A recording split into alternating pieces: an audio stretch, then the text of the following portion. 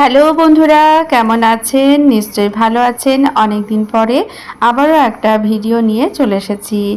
অনেক দিন পরে এসেছি কারণ একটু কাজের চাপ ছিল। আর ভিডিও তো করেছিলাম কিন্তু সেগুলো এডিটিং করে আর আপনাদের সামনে নিয়ে আসতে পারিনি। তো যাই হোক, আজকে আপনাদের সঙ্গে শেয়ার করছি সেই ভিডিওর ক্লিপগুলো, যেগুলো আমি করেছিলাম অনেক দিন আগে। তো এই যে এখানে আদার কিছু টুকরো নিয়ে এসেছি, যেগুলো থেকে একটু একটু করে গাছ বেরোচ্ছে। এই সময় আদা গাছটা আপনারা লাগিয়ে দিতে পারেন। বাড়িতে যে আদা আছে সেই আদা আপনি কেটে ছোট ছোট করে কেটে এরকম মাটিতে লাগিয়ে দিতে পারেন। যেসব জায়গায় একটু ফাঁকা আছে সেই সব জায়গাতে আদা গাছ খুব সুন্দরভাবে হয়ে যাবে। খুবই কম যত্নে এদিকে কোনো যত্নই করতে হয় না, শুধুমাত্র লাগাতে হয়। আর তারপরে চলে এসেছি আর একটা কাজে, যেটা হচ্ছে নয়নতারা। নয়নতারা ফুলের এখানে অনেক চারা হয়েছে।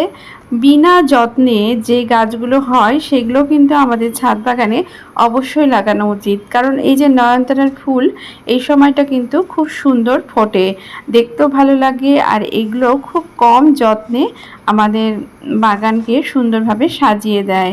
তো সেজন্য এই গাছগুলো আমি ছোট ছোট যে কৌটোগুলো আছে, এই যে বোতলগুলো কেটেছিলাম সেই বোতলের মধ্যে লাগিয়ে দিচ্ছি। হয়তো বেশি জল দেওয়ার জন্য এই আগের গাছটা একটু খারাপ হয়ে গেছিলো।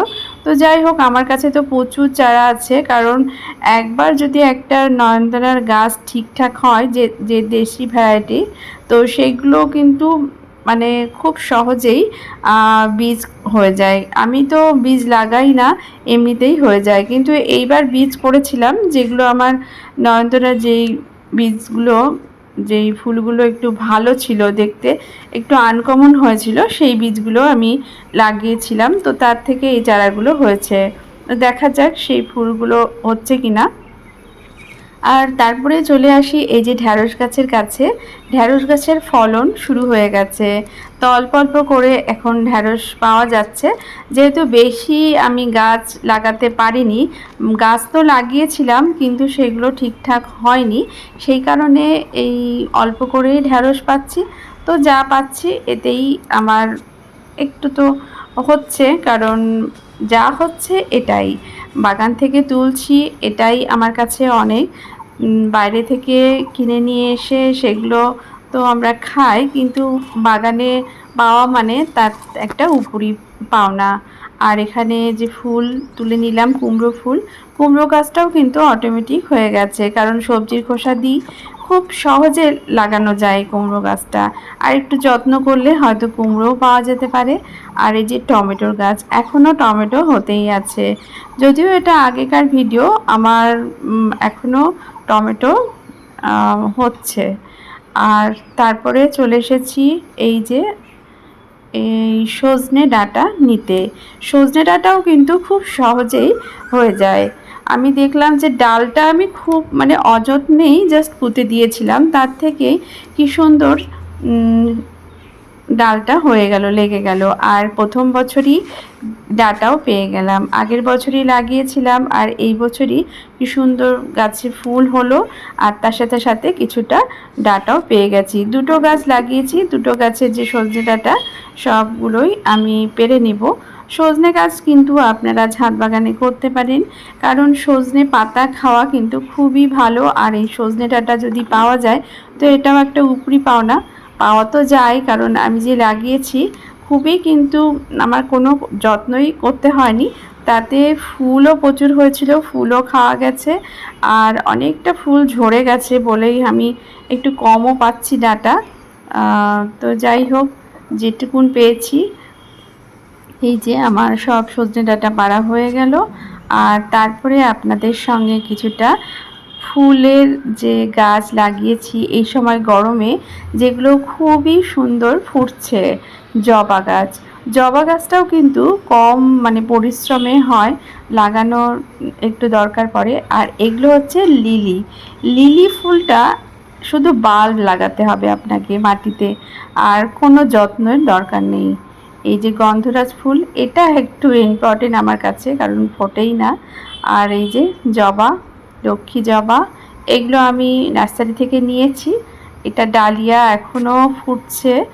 আর অপরাজিতা, অপরাজিতা গাছের ফুলও কিন্তু খুব সহজেই হয়ে যায়, কিন্তু একটু বেশি যখন রোদ থাকে তখন একটু পাতাগুলো দেখি যে হলুদ হয়ে যায়, কারণ জলটাও তো দরকার। আর এই যে জবা, এখানেও প্রচুর জবার ফুল ফুটছে, লাল জবা, হলুদ জবা, আর তার সাথে সাথে কিছু সবজি ফুলও আছে। আর এই পর্তুলিকা ফুলের গাছ প্রচুর পরিমাণে এদিক ওদিকে হচ্ছে, সেটার থেকেও প্রচুর ফুল পাওয়া যাচ্ছে এই যে। আর শীতের ফুলও ফুটছে।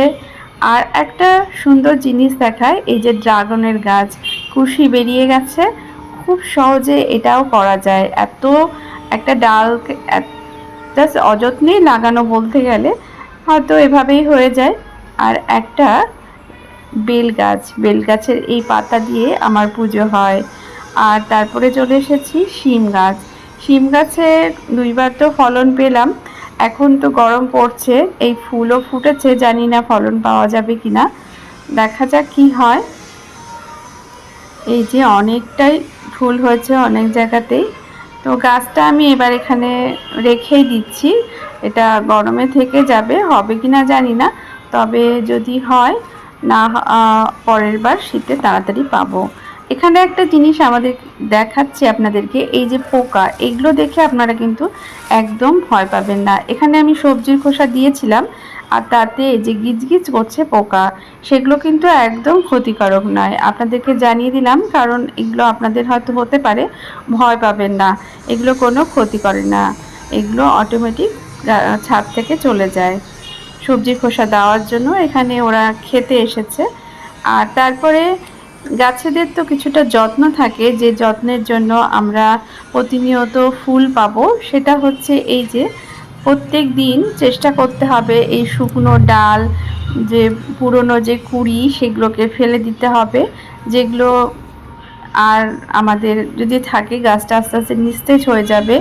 আর এই যে মাটিতে যেগুলো গাছ আগাছা হয় বা যেগুলো চারা বেরিয়েছে, যেগুলো আমার দরকার নেই, সেগুলোকে কিন্তু অবশ্যই তুলে ফেলে দিতে হবে, কারণ প্রত্যেকটা গাছকে আমাদের রাখার দরকার নাই, যেটা খুব ইম্পর্টেন্ট গাছ সেগুলোকেই কিন্তু রাখার দরকার আছে। আর ছোলার গাছ লাগিয়েছিলাম, সেখান থেকে কিছুটা ছোলা হয়েছে, তো সেই ছোলা আমি তুলে নিচ্ছি, ভাবলাম যে একটু ছোলা যদি খাওয়া যায়, সেই জন্যই। এই সবুজ সবুজ ছোলা খেতে আমার কিন্তু খুব ভালো লাগে, আর সেজন্যই সেই লোভেই আমি এই গাছগুলোকে রেখেছিলাম।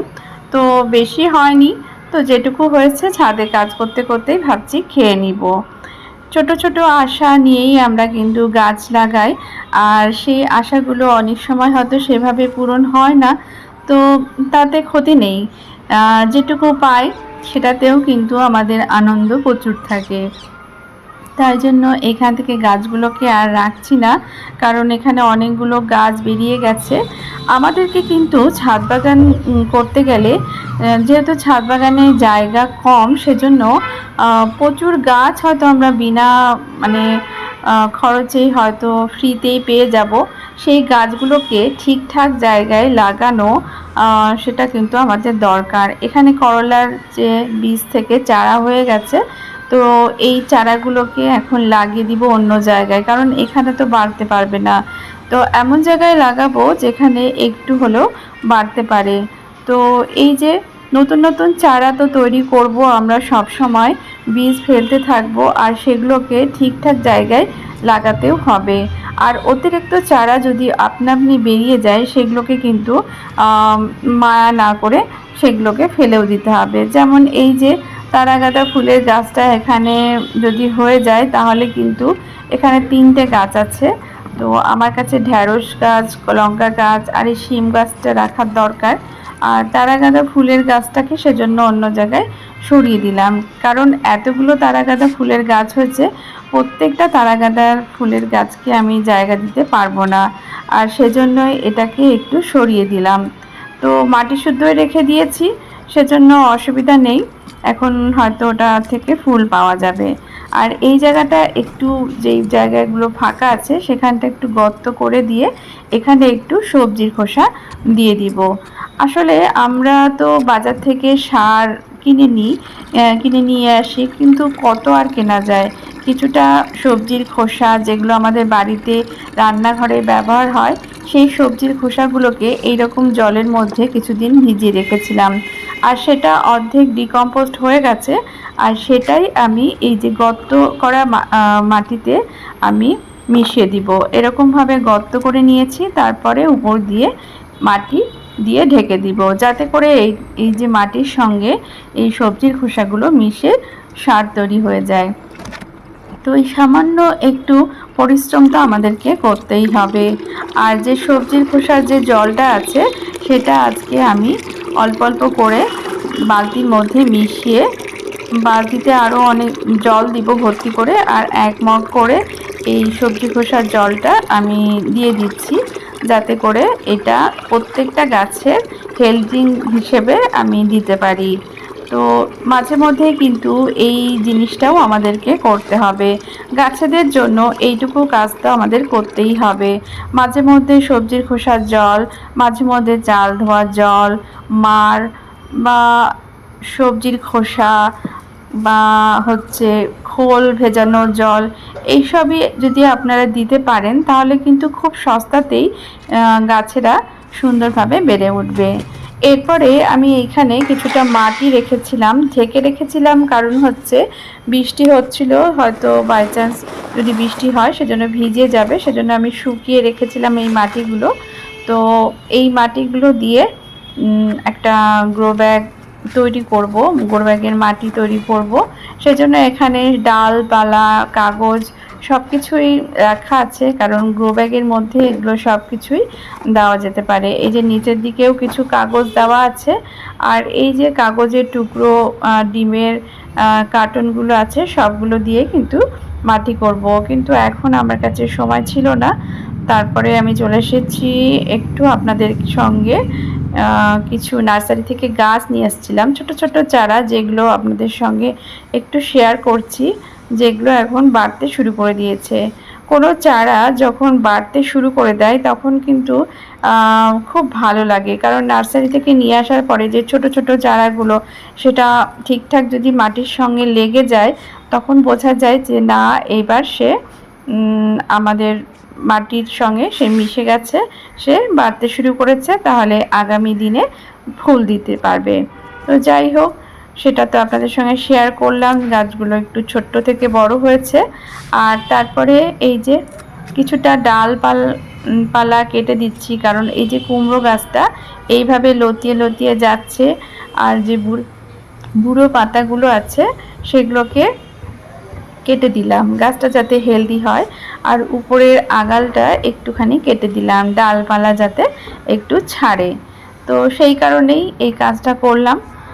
আর তারপরে চলে এসেছি এই যে গাঁদা ফুলের কাছে। গাঁদা ফুলের সময়টা এখন প্রায় শেষ হয়ে গেছে, তবুও একটু একটু করে ফুল দিচ্ছে, আর সেই জন্য এই গাছগুলোকে আমি রেখেও দিয়েছি যে একটু ফুল যদি পাওয়া যায়। আর আমার হাতে খুব কম সময় থাকে, এই যে মাটিটা আমি যদি ব্যাগ থেকে এখনই ঢেলে দিই, এগুলোকে তৈরি করে আবার নতুন গ্রো ব্যাগ আমাকে তৈরি করতে হবে, তো সেই সময়টা নেই, সেজন্য এটাকে রেখে দিয়েছি।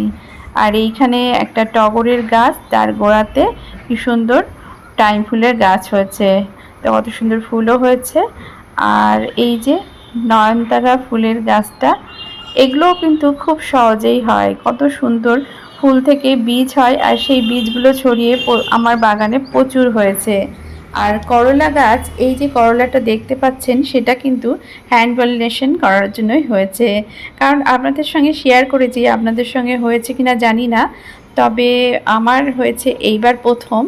এই গাছে শুধুমাত্র স্ত্রী ফুল হতো, এইবার আমি অন্য যে গাছগুলো হয়েছে তার সঙ্গে হ্যান্ড পলিনেশন করে নতুন একটা করলা পাচ্ছি। এত বড় করলা কোনো সময় হয়নি। তো আজকে এই করলাটা তুলে নিব। আর দেখুন, গাছটাকে রেখে দিয়েছিলাম, তুলে ফেলে দিইনি। এতদিন অপেক্ষা করার পরে সেই নতুন গাছের যে পুরুষ ফুলের সঙ্গে হ্যান্ড পলিনেশন করার পরে নতুন একটা করলা পেয়ে গেলাম।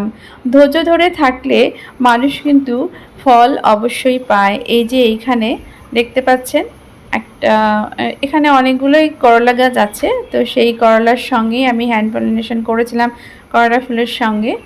তো এখানে তো 2 রকম ফুলই হয়েছে।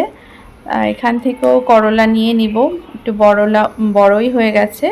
এই করলাগুলো অবশ্য এতটুকুই, এগুলো আমি বাজার থেকে যে করলা পাকা পাকা নিয়ে এসেছিলাম সেই বীজগুলো ছড়িয়ে দিয়েছিলাম, তার থেকেই বীজ থেকে চারা হয়েছে। আর এই করলা তো আপনারা যদি ভাবেন যে বেশি খরচ করব না, প্রথম প্রথম বাগান করছি, তো তাহলে আপনারা কিন্তু বিনা খরচেও কিছু কিছু বাগানের ফসল করতে পারবেন। যেমন এই ধনে পাতাগুলো যদি আপনারা বাড়িতে আনা যে গোটা ধনেগুলো আছে সেগুলোকে ভিজিয়েও করতে পারবেন। তো আজকে একটু ধনে পাতাও নিয়ে নিব। ধনে পাতা প্রচুর খাওয়া হয়েছে, এখনও গরমেও অল্প অল্প ধনে পাতা আমি তুলে যাচ্ছি। তো এখানেও ফুল হয়ে যাচ্ছে, তো আমি ফুল শুদ্ধ এগুলোকে নিয়ে নিচ্ছি। তো এই জায়গাটাকেও ভাবছি খালি করে দিব, কারণ অনেক দিনই হলো এই জায়গাটা ভরাট আছে। তো যেহেতু গরম পড়ছে, তো আমাকে এখন নতুন করে বাগানটা সাজাতে হবে, নতুন গ্রো ব্যাগ আরও তৈরি করতে হবে, গরমের যে সবজিগুলো আছে সেগুলো লাগাতে হবে যতটা পারবো। কারণ আমরা সবসময় হয়তো চাই অনেক কিছু করতে, কিন্তু আমাদের সময় লাগে এগুলো করতে, আবার পরিশ্রমও লাগে। তো সব কিছু মাথায় রেখেই কিন্তু আমাদেরকে এই কাজগুলো করতে হয়। তো আপনারা সবসময় চেষ্টা করবেন যেগুলো খুব কম যত্নে হয়ে যায় বা কম খরচে হয়ে যায় সেরকম গাছ করতে, যাতে করে যদি না হয় তাতেও কোনো আফসোস থাকবে না। কারণ বেশি খরচ করে কোনো গাছ করলাম কিন্তু ঠিকঠাক যত্ন নিতে পারলাম না, তাহলে কিন্তু আমরা আমাদের যে ভালো লাগাটা একটু হলেও কমে যায়। একটু হলেও বলছি কেন, মানে কমেই যায়। তো কম যত্নে যেগুলো গাছ হয়ে যায় সেগুলোকেই চেষ্টা করবেন আপনারা লাগাতে। আর এইরকমভাবে প্রত্যেক দিন যদি একটু একটু করে সবজি আমরা পেয়ে যাই বাগান থেকে, তাহলে কিন্তু অনেকটা ভালো লাগা তৈরি হয়। তো সেই জন্য আপনারা ফুল গাছের সাথে সাথে একটু সবজি গাছও করবেন, যাতে করে আপনারা অর্গানিক সবজি খেতে পারেন। তো আমিও এভাবে চেষ্টা করি যে যতটা পারা যায় যেগুলো আমাদের রোজকার প্রয়োজনে লাগে। তো ধনেপাতা তো প্রচুর আমার গাছে এবার হয়েছে। তো এই তো আমার ভিডিওটা আজকে ছিল যে খুব কম যত্নে, খুব কম খরচে, খুব কম পরিশ্রমে যেই গাছগুলো লাগানো যায় সেগুলোই আপনাদের সঙ্গে শেয়ার করা। তো কেমন লাগলো আমার এই ভিডিওটা অবশ্যই কমেন্ট করে জানাবেন, ভালো লাগলে একটা লাইক করে দিবেন। টাটা।